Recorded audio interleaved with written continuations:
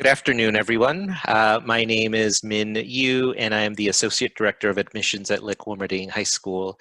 I'm joined by one of my colleagues, Andrew Benansala, who is working behind the scenes to make this event possible. We're also joined by 4 parents who have children attending Lick here with us today. And so can we start by introducing yourselves? Say your name, your child's name and grade, and what middle school they attended. So can we start with Elizabeth? Sure, hi, it's wonderful to be here. My name is Elizabeth Ozer. My daughter is Amelia Ozer Staten. She's a 10th grader and she attended Rooftop K-8 public school. And this is my 3rd child to be here at Lick-Wilmerding. Anise, can you go? Hi everyone, my name is Anise Acevedo. My daughter is Rachel Gonzalez. She is a junior, and my son Bobby was a senior last year. And yeah, so welcome everybody.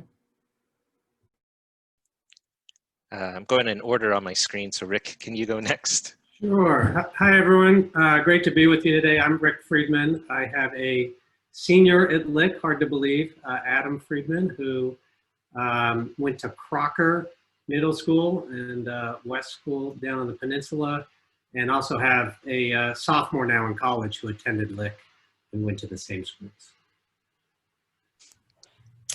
Welcome everybody, my name is Edgar Pardo and I have a junior here, Cecile, at Lick, and we came from St. Brendan. All right, so I guess as good a place to start is to just kind of respond to the question. What do you think stood out about LWHS among the independent schools you were considering?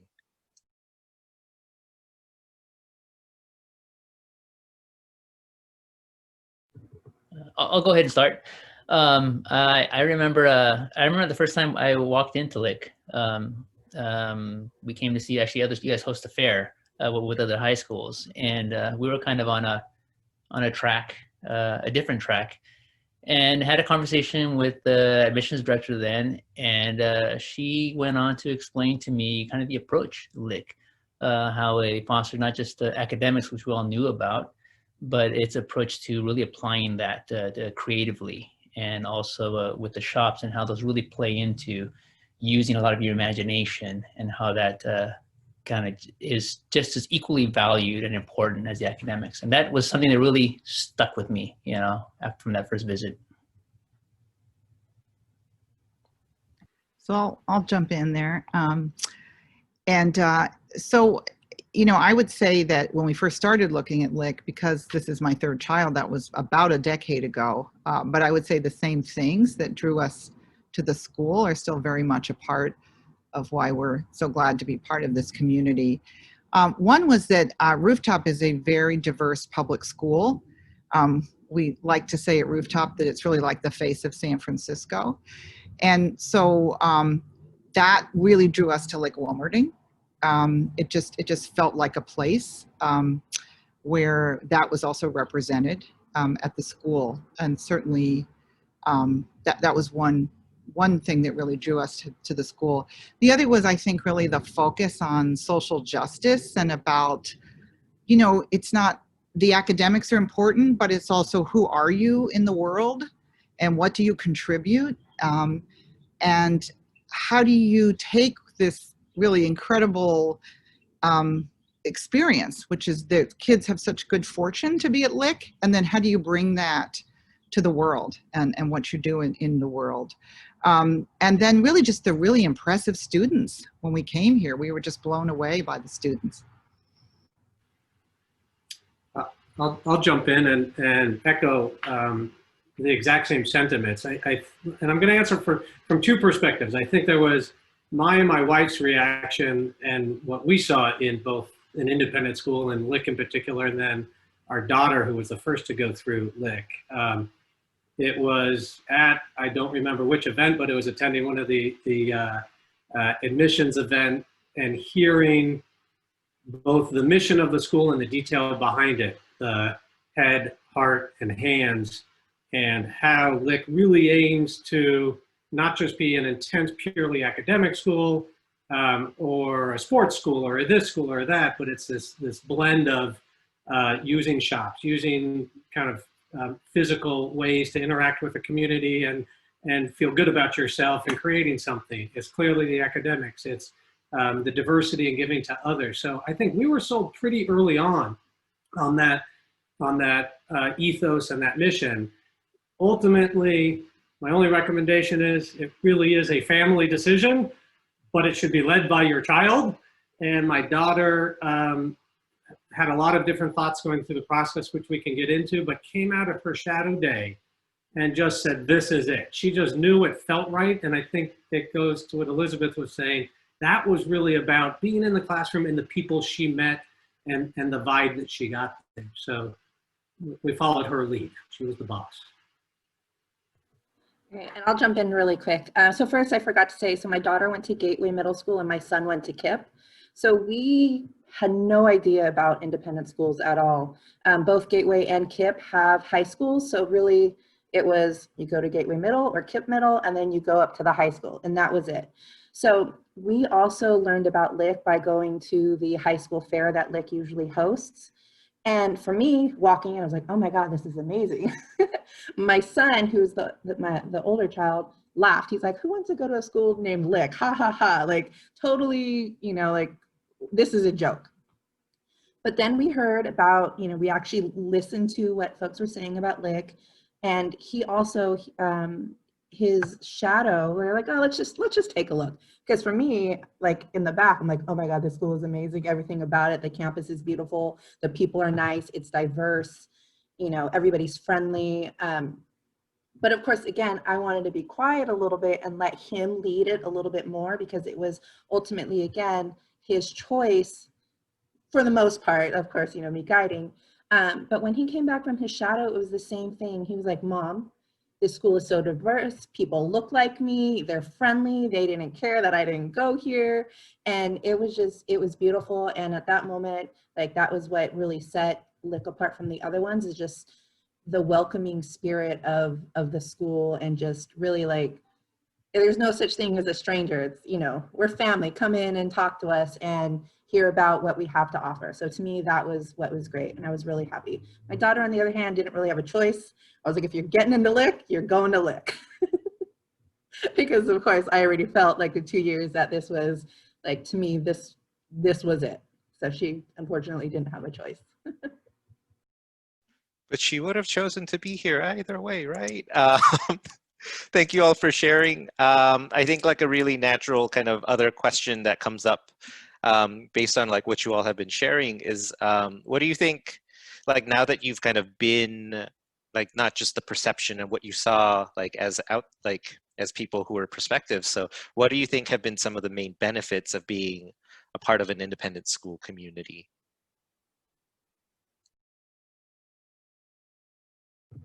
So I'll start. So I was actually, again, because we didn't know anything about the independent schools, I was really scared as to what it meant, not just for the kids, but what it meant for me as a parent. Like, do I have to do volunteer hours? Like, are you going to have to see me every, like, what? I just didn't know what I was really signing up for. But what I learned early on is that, like, Lick doesn't require you as a parent to volunteer, but I feel like most parents end up wanting to volunteer anyways, or like really be involved, because there's a lot of opportunity for parents to just to be there. When, you know, my kids were in middle school, like I wasn't involved at all. It was very much like public charter school. So like I didn't get any information as only to what they were giving me. But Lick, like you are as involved as much as you want to be. And I really appreciated that. And that's really what I learned. As a parent, as the students, as the kids, like they knew that it was going to be hard. I don't think they realized how hard it was going to be, but I can say that for my son, he managed well. Again, he graduated last year. My daughter's a junior. Obviously, it's a little bit harder right now because she's super social and being behind the screen is hard for her, but they're managing.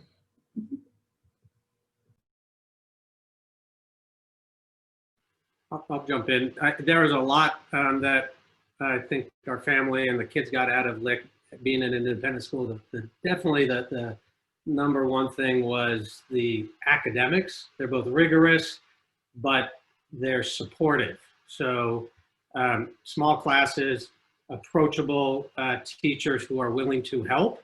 Now, each kid went through their own transition to get there.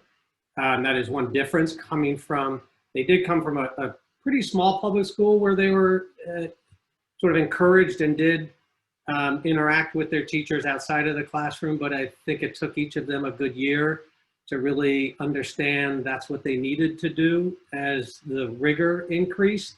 And then, no question, both of them benefited, but the various different learning differences, which first off is much more seen as a sign of diversity at Lick than you have a difference / deficiency. It is your brain works differently. We need to find the right way to teach you in the way in which you learn.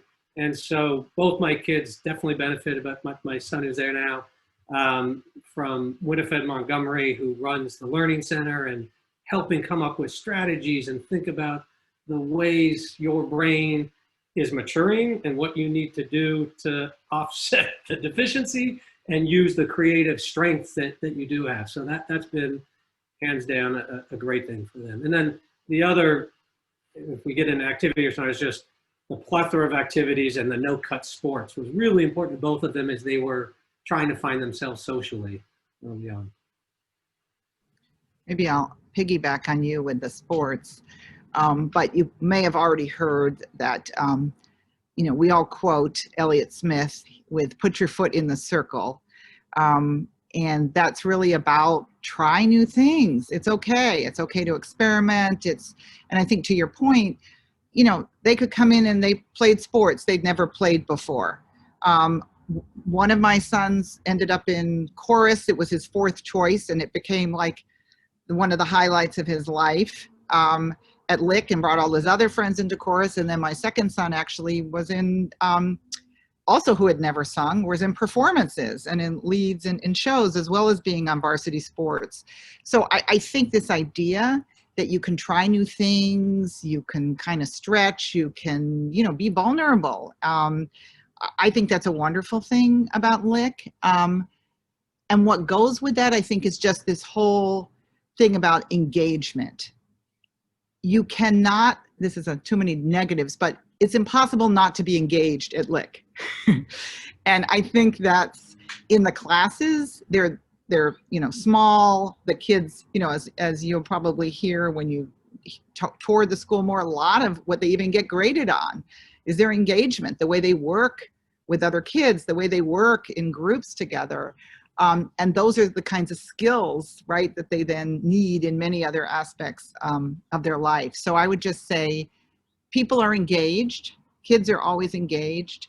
And the other point that was kind of striking to me when I first came, and now I've gotten used to it because we've been able to be here for a while, is the thoughtfulness in which the teachers think about their classes and how they link with other courses that they're being taught, and the way the administration thinks about how everything kind of goes together for the kids and developmentally.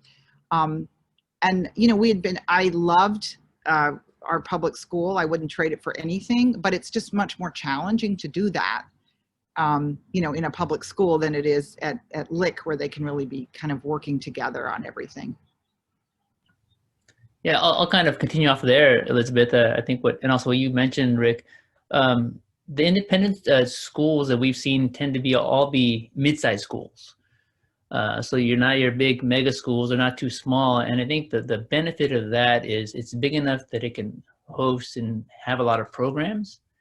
And at the same time, it's not so big that it's competitive to participate in each one of those. So that was really, really attractive to us, because my daughter, she likes sports. She may not be the best sports person, but she can participate in any sport that she wants there. Same with the performing arts or anything else. You don't have to be the best in what you are. There's an opportunity for you to do that. And I think the other thing that really maybe more particular to Lick, which was really attractive to us, was it's a very collaborative environment. And you see that it's integrated into the curriculum. The teachers, as you mentioned, Elizabeth, they're very thoughtful, and they put the kids together. and it becomes very much a problem-solving environment, and that spills out into the community. And you see the parents I think we pick up on that, and there's a lot of parental involvement and participation, and we all, tackle things as they come. I mean, what's going on right now with COVID is a testament to, the way we approach things. The teachers doing a fabulous job, and parents are stepping in, doing whatever they can also. Since we're talking about COVID, this is as good of a place to kind of like talk a little bit about what that's looked like for your kids. It's not been easy for any institution. Like, so few places were prepared to really handle kind of a pedagogical leap of this kind. Can you say a little bit about how your kids are handling it? And also just like, just tell us, like, what does it look like from like your perspective? Like, what are you seeing? What have been the challenges? What have been some of the successes?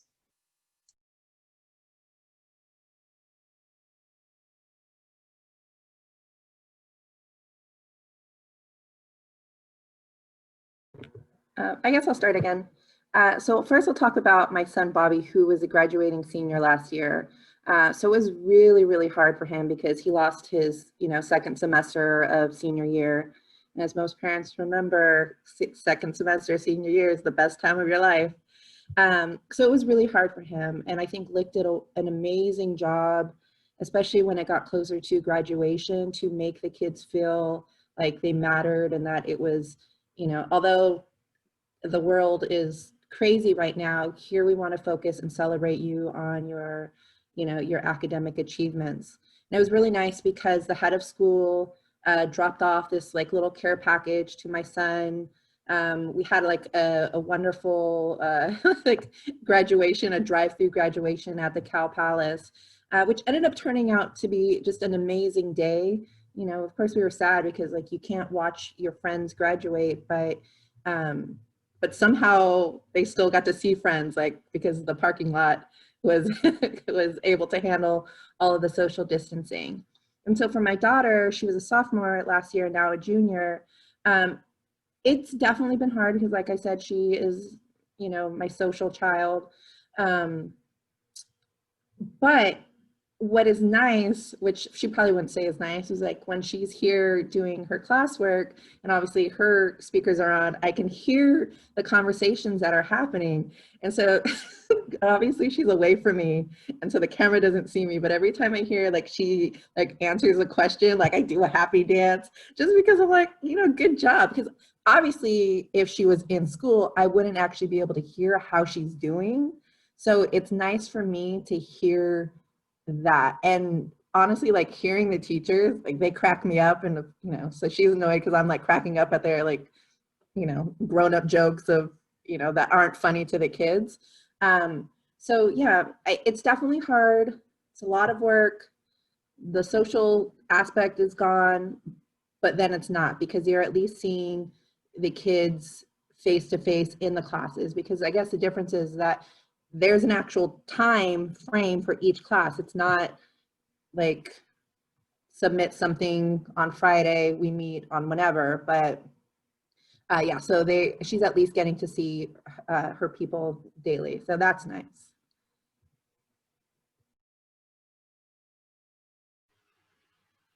I'll jump in with challenges and successes. I think the challenges are very obvious, especially for my current student, who is a hands-on, kinesthetic, social learner.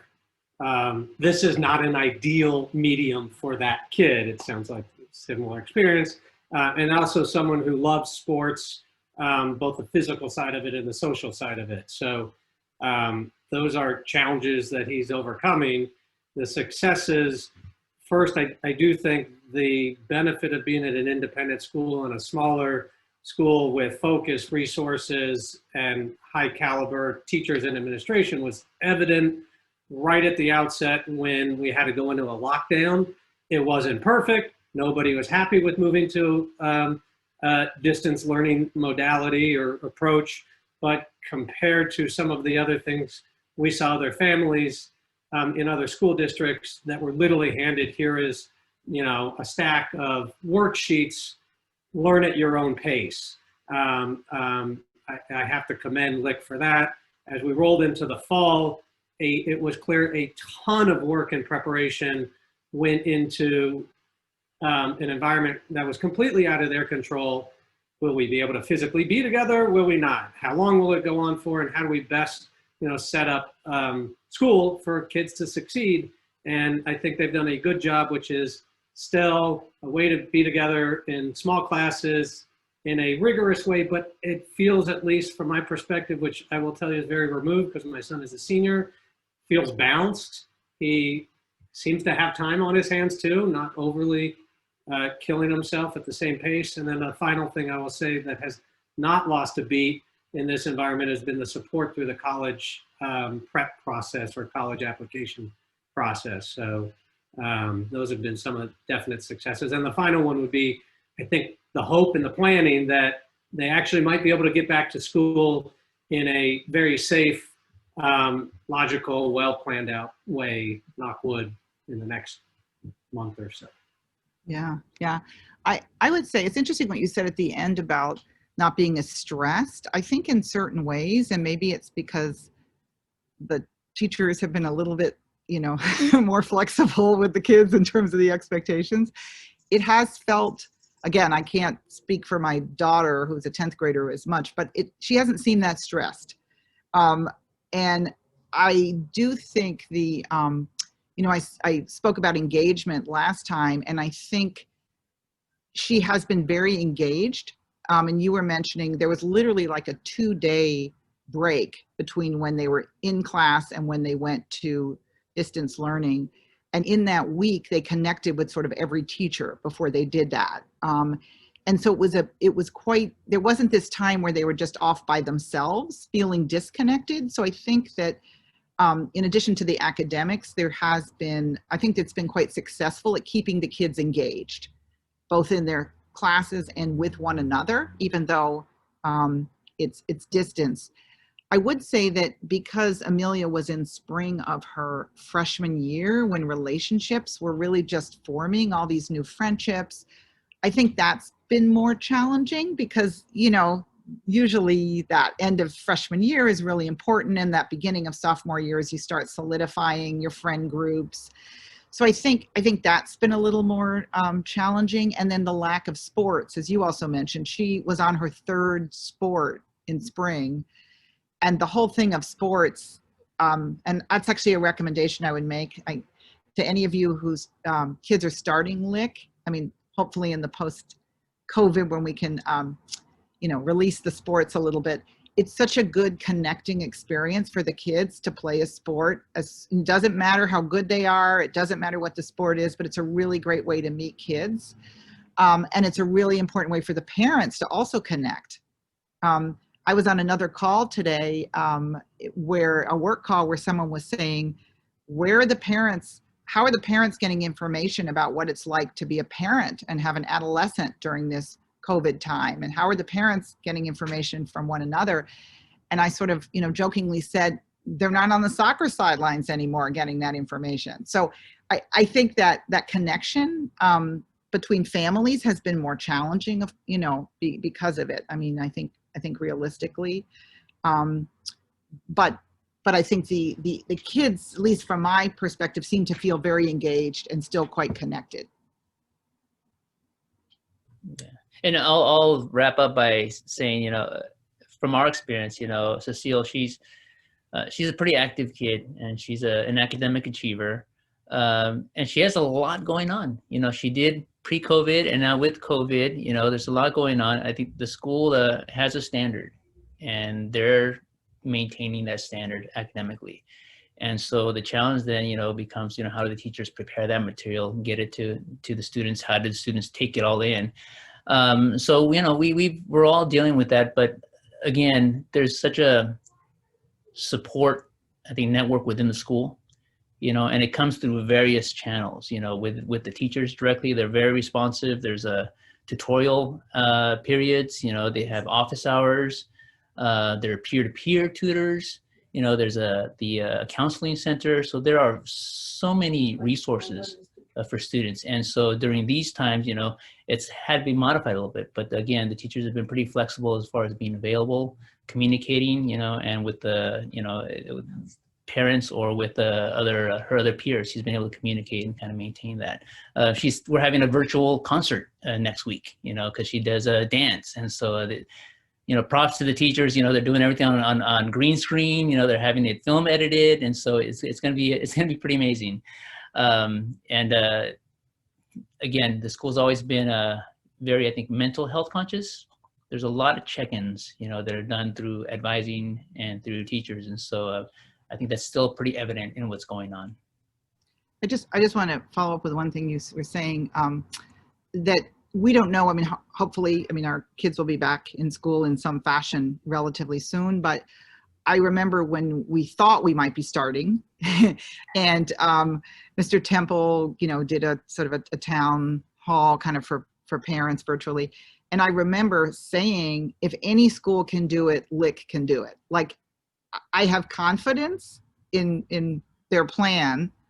Then obviously we were not able to open, but I do feel like I have a lot of confidence, but I also feel like there's been a lot of honesty and straightforwardness between the administration and the parents on, this is what we're thinking, these are our plans, and kind of, keeping us engaged and being very both open to feedback and accessible. Thank you all for your thoughts and reflections. And once again, it's not easy for any of us, parents or students. So kind of managing as best we can. And speaking of kind of challenges, I'm sure you had some kind of, it sounds like a lot of you were pretty sure about wanting to send your kids here, but if there were kind of concerns, what were some of your concerns? And not just yours, but what were your kids saying? Were they nervous about entering an independent school? What were they kind of thinking about as barriers maybe to joining our community?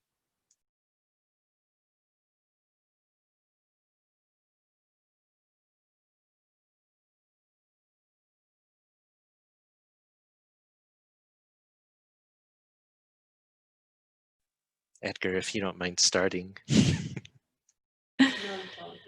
Sure. That's a tough question.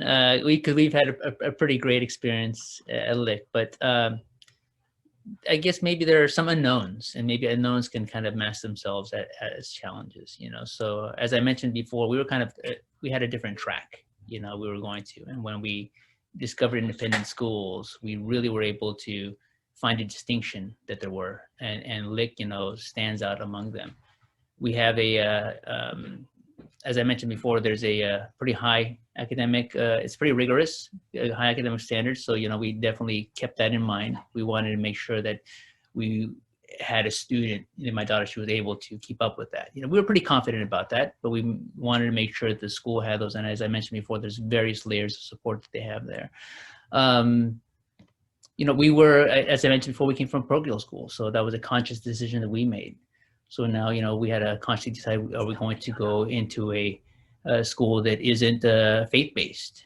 And so that's a conscious decision that we made. We felt very comfortable about the environment that Lick has. While it's not faith-based, it certainly is very socially minded. It certainly is very, very considerate and very conscious in that manner. And that lines up to the values that we have. So that was definitely something that we were able to find comforting and help us make that decision. I'll answer this one similar to how before. There's sort of the parent view and the kid view on challenges. And like I said, we sort of fell in love with the school, the mission, seeing our daughter, who was the first to go through, her excitement. So the challenges were much more logistics. We live on the peninsula. How do you get there when kids can't drive? That was easy, no brainer that you form a carpool. It's a big financial commitment, and that weighs on everybody. And it's a rigorous school.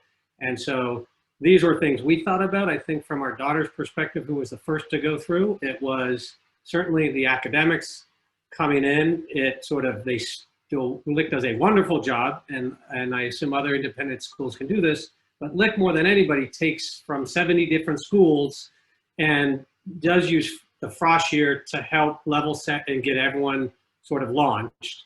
But nonetheless, it was sort of a ramp up for my daughter at the same time she was playing sports and all.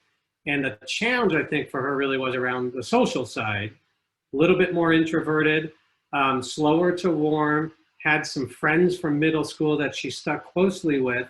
And it really wasn't until, by the way, this is probably lots of people's high school experience, until sophomore year that, first of all, that friend that she was very close with ended up leaving the school, and she found what are lifelong friends, no question, through sports and some of her other activities and through the classroom. So I think that first year and a half, it was a combination of the two, of being a teenage kid trying to adjust from middle school to high school. That's probably not that different, but there was support all around, but you still have to go through it.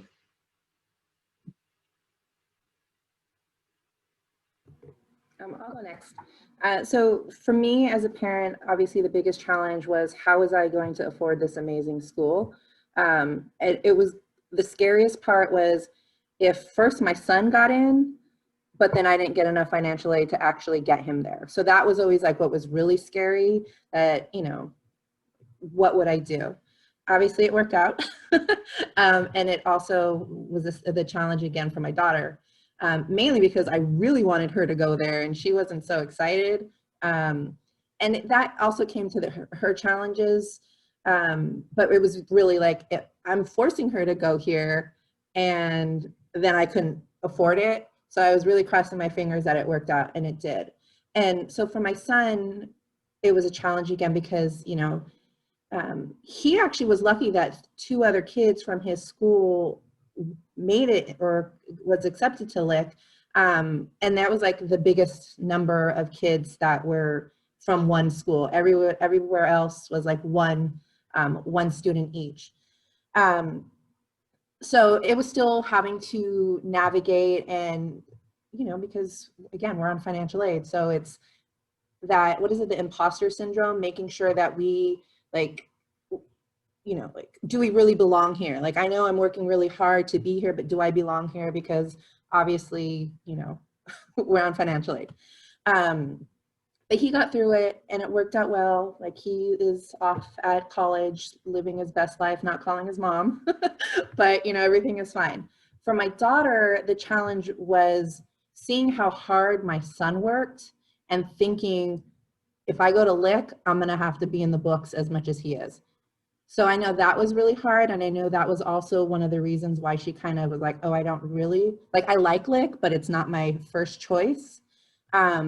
And then she got over it right away because she realized when she was there, this was a good fit for her. They worked with how she was a learner. Like, everything worked out. Socially, again, she, you know, she went to an inner city school. It was the opposite, where the minorities were the majority. So coming to the school where the minorities were truly the minority, she really was unsure about how she would fit in. And now she's fine. Like, she's absolutely fine. She has her circle of friends.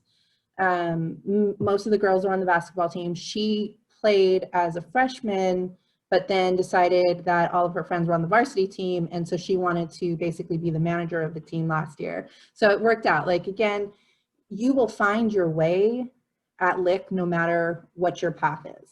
And I think that's what is really amazing about the school, and like the challenges that she had, because really I didn't so much have to worry about my son once he was there and settle, but the challenges that she had, that she was worried about academically, socially, like within the first month, like everything, you know, it kind of started like falling into order. And now as a junior, I want to say that I give, you know, thanks and praise to Lick for bringing back my wonderful daughter, because like those couple of months before school actually started as a freshman were really rough for both of us, because it was just, you know, she was scared. She was scared of what this was going to mean. And then once she got here and she like handled it, like my wonderful angel came back. You're lucky you have an angel, right? Maybe one more year and I'll have an angel. But anyway, you know, I was going to say a lot of what all of you have said resonates. I don't think it's coincidental that at least 3 of us have spoken about, from the parents' perspective, the financial challenges. It is a big commitment, especially when you come from a public school, and we were sort of had identified as being a public school family for a lot of years. I would say, though, that having been here now for a long time and across 3 children at various stages, I think that Lick is with you for the long haul. I think they really want to support the families and the kids through, you know, the ebbs and flows of your life, and also be pretty realistic about what that is, and realistic about what the needs are. And so that has been really appreciated. I think from the kids' perspective, I think confidence in coming into an independent school from a public school, I think that has been a challenge. It's less a challenge for my 3rd because she's had her older brothers. And so I think that's a really different way to come in. She was sort of born into the path in a sense, I mean, being much younger. But particularly for my oldest son, you know, he came from, you know, he was a real standout at his public school. He came to Lick, and it's like, I mean, I remember him saying to me in the first, you know, couple weeks of school, everyone in my English class can write better than I can write. And I remember saying, well, I could see some areas where they have strengths. I really find that actually kind of hard to believe, because he's actually quite a good writer relatively. But I think it was, he just wasn't used to certain expectations. He wasn't used to, I mean, my kids had never had a finals period. You know, what were finals? And when kids come from independent schools, they know more what those things are. And so I think that does take a hit on their confidence, both what you were expressing, Anise, about the anxiety when they're first coming in, but also just, it takes a while. It takes a while to say, oh, hey, I can do this. And I have my strengths, and to kind of ground them back in that. And I think that's realistic. And so I don't want to sugarcoat that. And then the social aspect, you know, we had something also in between. There were very few kids originally coming from rooftop. When Sam came in again, the first, it took him longer to be connected with the kids in his class. And I think that's partially because he did not play a sport. He is a tennis player. He didn't play till spring. Whereas when Max came in, he was on the soccer team in the fall. When Amelia came in, she was on the tennis team in the fall, even though it was the first time Amelia had ever been on a tennis team. Min's smiling because he's a tennis coach and advocate. But so I think that connection is really important. I want to say that Sam now is 25 years old, living in Brooklyn, New York, with 2 of his best friends from Lick-Wilmerding. The friend group he has from Lick is unbelievable. And he is so connected, and he is actually, one would describe him as an incredibly social person. Yet, you know, these things are a transition. So I guess what I would say is there are transitions, but that's kind of to be expected, and that's also normal, and that's not something to shy away from coming to an independent school and becoming part of this experience. That's just real. I have so many thoughts, and I remember having so many conversations with you all about like so many of the pieces that you were nervous about. Or I want to kind of stay here a little bit because you're like, you know, Anise, you were talking a bit, and Elizabeth, like there is a transition, whether it's academically or socially or a commute, there are transitions. Like whether it's about, like, let's like focus on the academic piece for now. What did you see as a parent, right? Kind of like the growth of your child as a student. What were ways that you saw the school supporting them as somebody that didn't kind of start with a ton of resources in their schools? I'll start. As we've all mentioned, it's a pretty rigorous program, and the school, it knows that, and it knows that that our kids are they're well chosen, I think. And it knows that they are resilient, and knows that they're resourceful.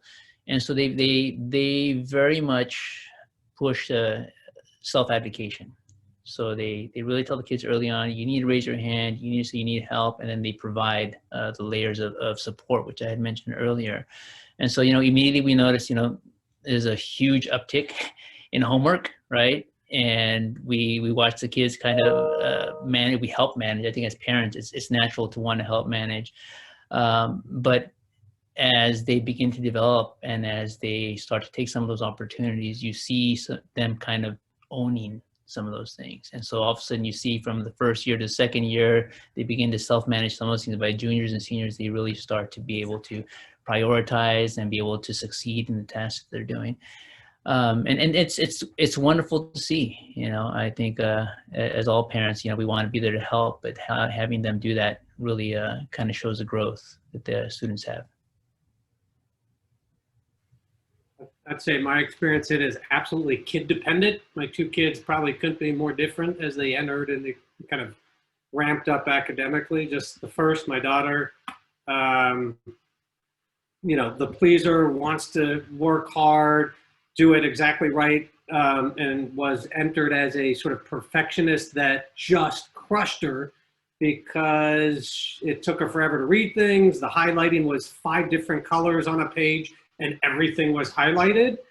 And she had to learn over time, I just can't do this. And so, like I said, she didn't learn initially by talking to the professors until she got to that point, talking to the teachers and going to Spanish cafe and brushing up because she needed to work in that class. It was a process. They all sort of go through it, I guess, differently, but I think they need to learn a little bit how to learn, and it maybe depends where they come from. But by sophomore year and into junior, you just see it, and I think you see it in the writing. She wrote this term paper on the highway system in the 1950s. And I was like, how'd you get that? And that's going to be really boring. And that was one of the few things I actually read cover to cover. And it was really interesting. And she had really grown a lot. So I think they might come in. She overworked, wasn't social at first because she was so worried about it, and then found time to find that balance. But I do agree, there's this view that, I think Elizabeth touched on this, that all these other kids are smarter than I am, and they're all great kids and they're all great at something and high achievers at something. And most of them are smarter than you because they're really smart, but they all find where they're particularly strong, what their co-curricular activities are that they're strong at, and find their home. So I'll go. So with Bobby, my son, I think the hardest part, again, obviously academic, that he was the same. Like he went in thinking, he was like the top 3 from his middle school. So, he's walking into Lick thinking like he's going to be top 3 as well. And then all of a sudden he realizes that everybody here likes school and everybody here is academic. So that was a big challenge for him. But then he had to learn, like, it's not a competition. Like everybody's here to learn, and that the teachers are not, or even not just the teachers, but the school, the community is not about like who gets the top score and who's the best and all of that. It's about building everybody up to do well. For my daughter, again, it was obviously definitely academic and social. But for her, and I'm sorry, I forgot, I was sitting here trying to figure out what the class was, but as a freshman, her first semester, she was enrolled in a class, which I had never heard about before, but it was a class to help transition from middle school to Lick. Obviously they saw something that, during the application process, during like what her middle school, their recommendation letters, maybe they said like she may need a little bit more assistance in whatever type of learning situation.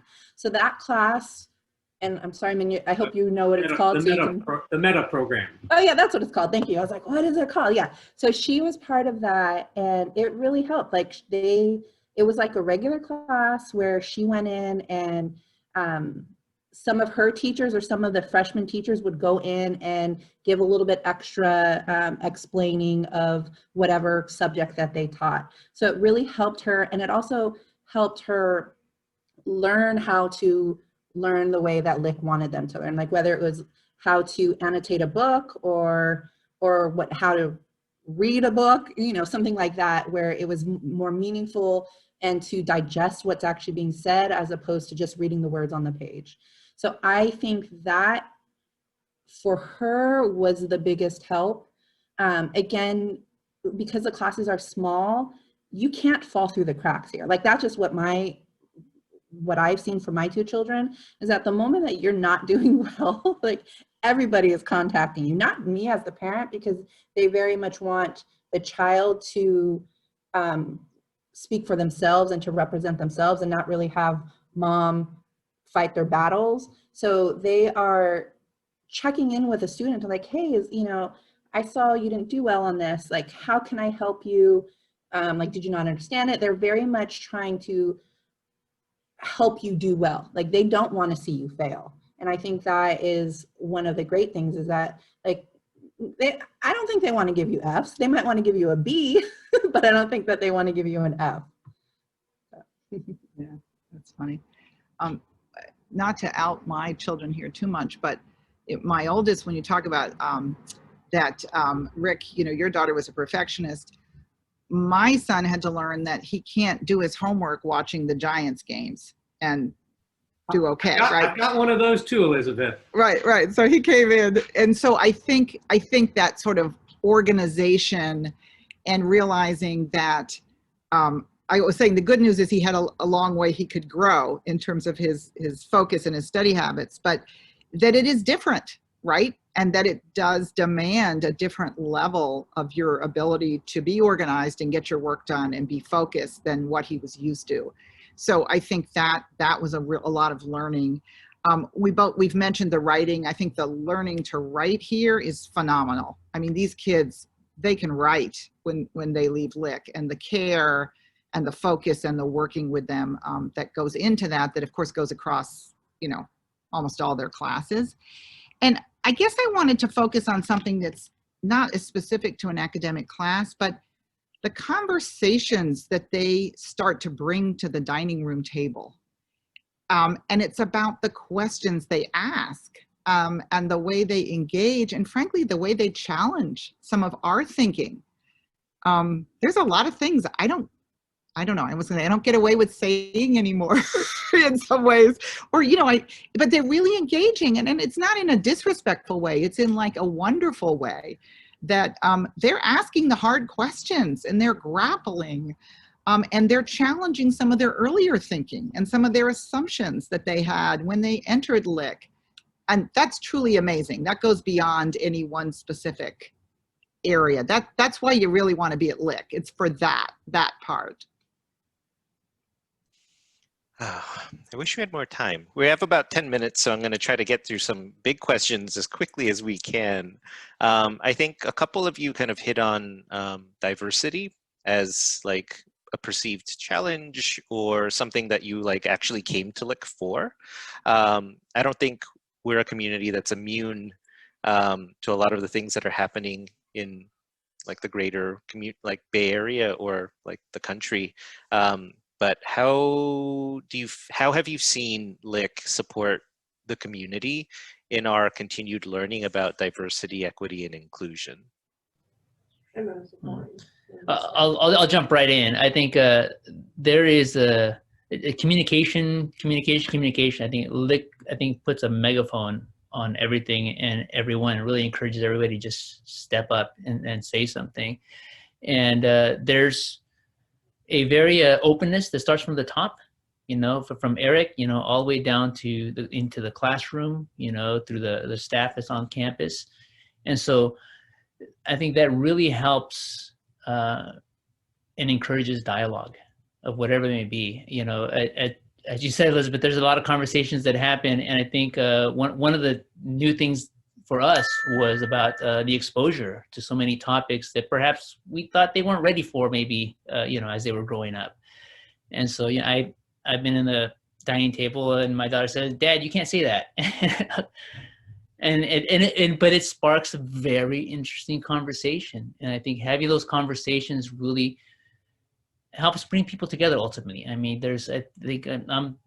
I'm not a person that I tend to avoid conflict, right? But it's not about conflict. I think it's about understanding each other and about kind of questioning those things that lead to the dynamic that we see now that may not be the best within our environment. And we have a Sam Mihara Day, which is a wonderful experience. You guys will learn about that some more, but they really open up the school and really focus on social issues, whether it's environment, whether it's racial, whether it's all kinds of issues that really go beyond just the classroom. And they open up to the parents too, so we're there as well. And again, it just becomes a community, I think, voice that helps kind of bring those together. And like I said, we're not perfect, but I think we have tools in the school that help us to find ways to build that community and get through those obstacles. Does anybody else want to add something? I'll just add, I mean, again, I think diversity across all spectrums, socioeconomic, ethnic, every point of view was what we liked about the school. I don't think the kids at middle school fully understood or appreciated that, but as Edgar is saying, it is layered in through the academics and what you're learning, what you're reading in class, how you approach things, the PPP program, the student body, and the flexibility to have kids from every, literally, geography in the area, every walk of life. I've been pretty heavily involved in, sorry, it's my dog, the fundraising side of things. And I can tell you, the one thing on the annual campaign, it's an independent school. Tuition is really expensive. The cost of everything going in to run the school is even more expensive.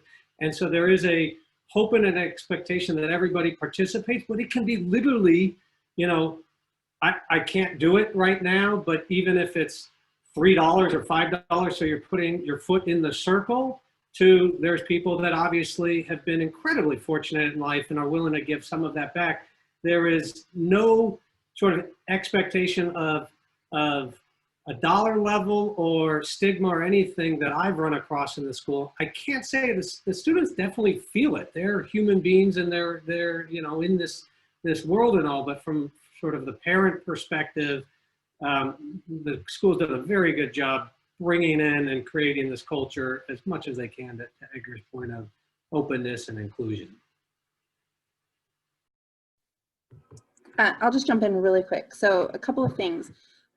Every Sunday we get a letter from Lick, and when everything that was going on with George Floyd and Breonna Taylor, the head of school sent out this beautiful and just passionate letter about social justice and about what Lick stood for. And to me, it was really important to see he and representing the school send out this message, because the thing is, our school is diverse. So there are many people, many race, ethnicities, everything that are at this school. And so some of our community may be hurting because of what's happening right now. And the fact that the school actually said something and, stood by and stood with these folks, I thought it was beautiful. And it just, to me, it was just like a testament of like, oh my God, I love Lick. But just really quick, freshman year for my son, so now 5 years ago was when our president was elected. There was a huge walkout of students or led by students throughout the city, and Lick participated. So I remember I was really worried like what was going to happen, but Lick actually sent out an email at that time basically saying, if your student participates, it's okay. And I remember like I was working downtown and I met my son almost near City Hall. There were tons of students and I saw teachers there, and I just like, this was, early on of him being there. And I just thought that was like the most amazing thing, that it wasn't just the students you know, representing and having their voice be heard, but it was the teachers there supporting the students. And that was beautiful. And then my son came home and he had my telephone number and like a free lawyer number on his arm on the slight chance that he got arrested. And he learned that from Lick. Not that I want him to ever get arrested, but I was like, see, that is something that is not academic that you learn at school. And to me, that's beautiful. How to get arrested in the right way. Exactly. I know that we only have a couple of minutes, so I'll be really quick here, but I would say that, you know, I've seen the diversity, equity, and inclusion as really, it's integral to Lick, right? So it's not, our core is academics, and then there's this diversity thing over here or whatever. It is really integrated in as at least certainly the thoughtfulness and the attempts, and I feel like Lick is always challenging itself. And so I see really a decade at the school, the way the school has been challenged and the way they've responded and really tried to make this continuous work. And I think that the kids constantly challenge and bring things to a different level. And so I see how Lick grows and learns and is willing to say, we need to learn and we need to keep growing. Before we close, one last question, and this is one that I overhear a lot at open houses. What is advice for the application process that you would give to families who are applying to independent schools for the first time? As short as possible.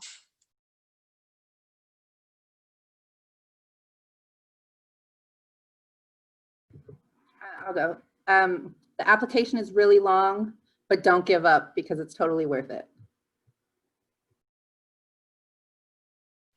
I'll jump in where I started again, to a degree.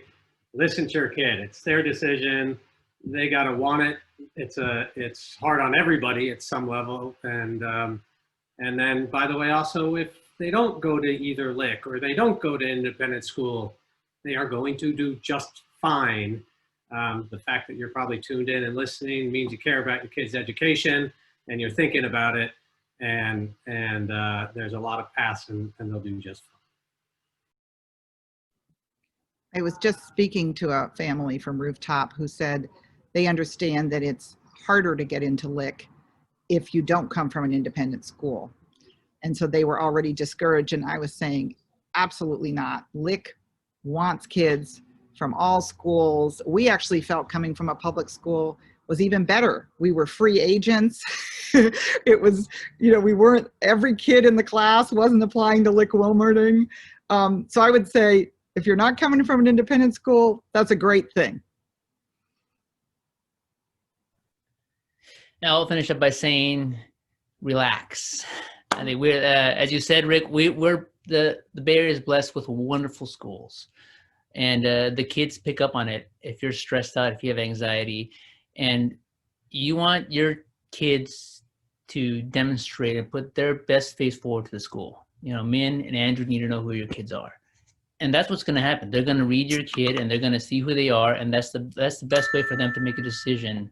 And that's I think the most comforting way for your student to find their home. Well, we are just about out of time. I want to thank all of our parents who are here. Just you talking about your kids makes me miss them so much. I've had like the great pleasure of working with so many of you and your children, whether as a coach or an intern manager or some, you know, just different ways. I feel so lucky to just have you all in our community. I know we didn't kind of address everything that like parents have questions about, but we as an office, the admissions office does want to like answer your concerns. Like whatever you have questions about, please email us at admissions@lwhs.org. We also are just rolling out so a Tiger Ambassador program. We've had it for students. We've had about 130 students actually connect with one of our kids. We're rolling out the parent portion. So we have parents who are really eager to like talk to you, talk about what their experience has been like. Please reach out. So Andrew just pasted it into the chat. It's on our exploring page. please, like our community really wants to connect with you. So once again, thank you all, audience and our panelists, for your time, and enjoy the rest of your evening.